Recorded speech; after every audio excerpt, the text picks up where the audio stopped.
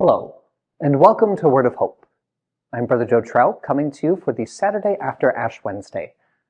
And in our first reading today from Isaiah, we hear what we ought to do so that the light may shine in the darkness, that the gloom may pass, that we may be rejuvenated, restored by God. And we hear a bunch of the common things. Give your bread to the hungry, end oppression, keep holy the Sabbath. But there's one thing that's actually mentioned twice in this reading, and it's worth thinking about, and that we ought to cease with malicious speech, that we ought to stop speaking maliciously. Now, what is malicious speech? It's not simply talking about bad things. It's not even exactly the same as talking about the difficulties of life. Right? To speak maliciously doesn't mean, or to end speaking maliciously, doesn't mean that we only have to say good things and only talk about good things in the world. The world is filled with difficulties. Our lives are filled with challenges. Sometimes you need to come home and process what's happened with another person. Right? But malicious speech delights in the evil and wants to tear down.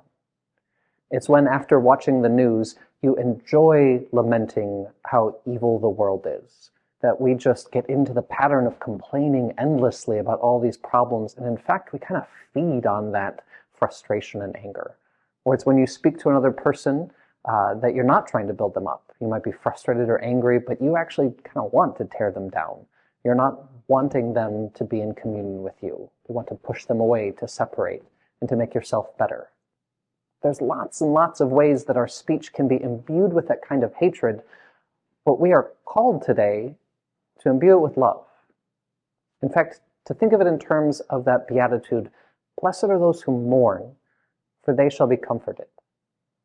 When we see the evil things of the world and when they enter into our discourse, do we do it with a holy lamenting, that we really mourn for the evil in the world, seeking restoration, seeking a light, the promise that God will in fact comfort us, that Christ at the end of this season rises and conquers, and that goodness wins out in the end.